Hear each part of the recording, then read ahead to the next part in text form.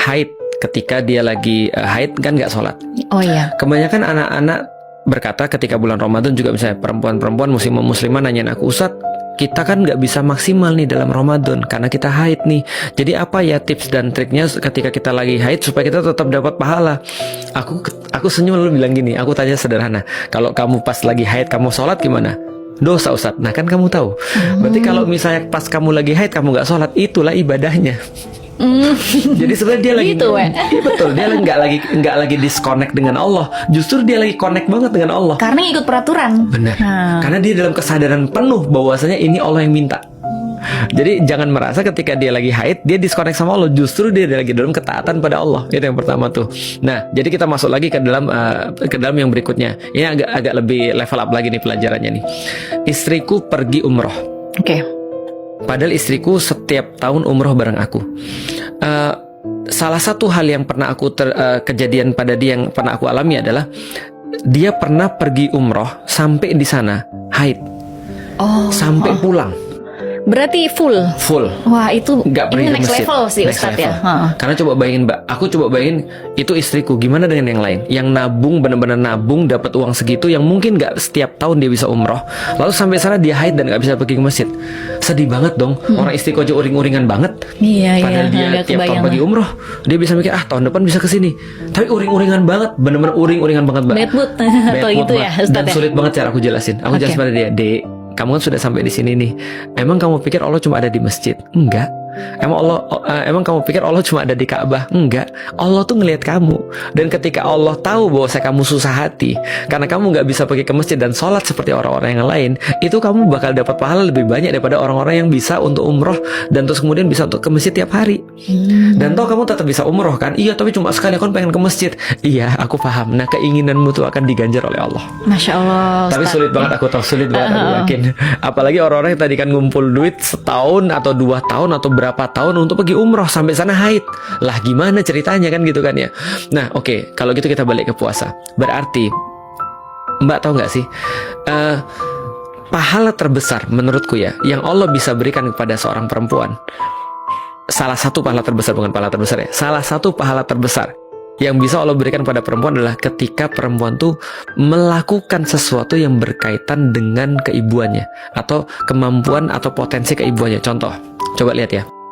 Di dalam Islam kalau ada seorang perempuan melahirkan, maka ketika dia mulai merasakan sakit ketika pembukaan itu, atau kapanpun dia merasakan sakit ketika dia lagi berat atau segala macam, maka malaikat-malaikat beristighfar buat dia. Ketika dia sakit yang katanya seperti berapa tulang patah itu, 23 atau berapa tulang patah itu, maka dosa-dosanya itu mengalir semua keluar daripada diri dia. Dan ketika dia melahirkan anaknya, maka sebagaimana anaknya lahir dalam keadaan fitrah, ibunya balik dalam keadaan fitrah. Masya Allah. Nggak terjadi pada laki-laki kan? Iya, itu ya menjadi ibu peluang. Betul. Ibadah terbesar. Betul. Artinya laki-laki nggak pernah dikasih chance untuk ngapusin seluruh dosa-dosanya dengan cara seperti itu. Nah, artinya secara fisik ketika rahimnya itu berfungsi lalu kemudian melahirkan anak, itu Allah memberikan ampunan luar biasa pada ibu-ibu itu. Artinya ketika seorang ibu itu melakukan aktivitas-aktivitas keibuannya, itulah ibadah terbesar seorang ibu. Masya Allah. Artinya ya, secara nggak langsung sudah menjawab. Benar. Artinya ketika Mbak ketika menyusui atau ketika lagi hamil, khawatir dengan keselamatan janin misalnya, lalu Mbak nggak berpuasa, itu justru ibadah yang lebih besar daripada puasa. Karena nanti kan Mbak juga akan qadha di waktu yang lain kan. Jadi dapatnya double tuh ibadahnya. Nah, cuman kan sulit menjelaskan ini pada orang ya. Pengennya ibadah gitu. Ya itu udah ibadah gitu. Gimana ceritanya? Oke, aku coba cerita sedikit lagi. Suatu waktu ketika aku lagi mau ngisi kajian, ketika aku masih di kampus, aku mau ngisi kajian, aku excited banget Mbak, karena kajiannya bukan orang-orang biasa, orang-orang penting semua nih. Aku udah nyiapin materi, bener-bener nyiapin materi jauh sebelumnya. Aku rehearse terus dan segala macam. Mbak tahu sebelum hari H-1, aku badanku anget, meriang, aku minum obat dan aku ternyata alergi, mataku bengkak. Makin parah ya Ustadz ya? Makin parah, mataku bengkak sampai semuanya tinggal segaris doang. Padahal ini aja udah sipit, gitu kan ya. Itu tinggal segaris doang, nggak bisa pergi kemana-mana gitu kan ya. Dalam keadaan alergi banget. Tahu nggak aku bilang apa sama Allah? Apa nih Ustadz? Ya Allah, kenapa harus sekarang banget? Kenapa nggak kemarin-kemarin? Kenapa nggak setelah aku kajian? Karena aku jadi nggak bisa ngisi. Kamu kan tahu aku kan mau ngisi kan untuk kamu. Kenapa aku dikasih sekarang cobaan ini? Aku nggak bisa nih, kesal banget rasanya tuh. Terus tiba-tiba ada yang ngomong dalam hatiku, goblok lu Lik, gitu kan. Kenapa? Emang lu bener nih melakukan sesuatu karena Allah? Iya, aku melakukan karena Allah. Lah, kalau kamu sekarang nggak jadi ngisi kajian dan bersabar karena ujian yang Allah berikan, kamu udah dapat pahala tanpa kamu ngisi loh. Paham gak sih Mbak maksudnya? Iya, iya. Artinya aku pikir, iya juga ya, kenapa terus aku merasa bahwa ini adalah sebuah kerugian. Toh ini juga justru sebuah kebaikan. Kenapa? Karena aku dikasih justru sakit ini supaya aku sabar. Ketika aku sabar, aku dapat pahala. Nah, artinya kalau Mbak sabar sebagai seorang ibu, semua kesibukan Mbak ngurus anak, aku yakin itu lebih berarti daripada tarawih. Itu lebih berarti daripada Mbak ngejar baca Quran 30 juz. Aku yakin itu lebih berarti daripada ibadah-ibadah sunnah yang Mbak kejar. Yakin Mbak. Nih aku kasih, kalau Mbak belum yakin juga, aku kasih dalil. Kita para ibu suka galau. Ya, aku kasih dalil. Ini ada hadis daripada Rasulullah.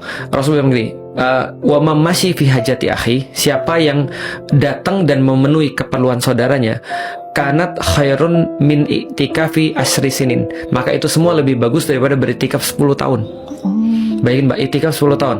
Waman itikafu yauman, kata Rasul, siapa padahal yang itikaf 1 malam aja, ibtigo ali wajhillah, untuk mencari ridha Allah, ja'alallahu bainahu wa bainan nari salasa khanadik. Ketika dia beritikaf 1 malam aja karena Allah, maka Allah jadikan antara dia dan neraka ada 3 parit. Berarti simple math, 365 kali 10, setahun kali 10 tahun kali 3 parit. Oke. Nah, 1 parit berarti sejauh apa? Abad mimma baina khafikoin, lebih jauh daripada langit dan bumi. Silakan dikalikan aja. Berarti sudah sejauh itu kita daripada api neraka. Artinya apa? Orang pikir itikaf ibadah terbaik. Betul.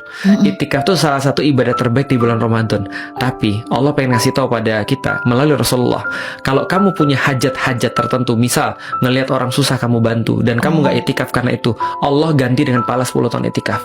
Itu baru bantu orang susah loh Mbak. Mbak melakukan kewajiban sebagai seorang ibu. Bayangin pahala seperti apa yang Mbak dapat di bulan Ramadan lagi. Jadi jangan galau.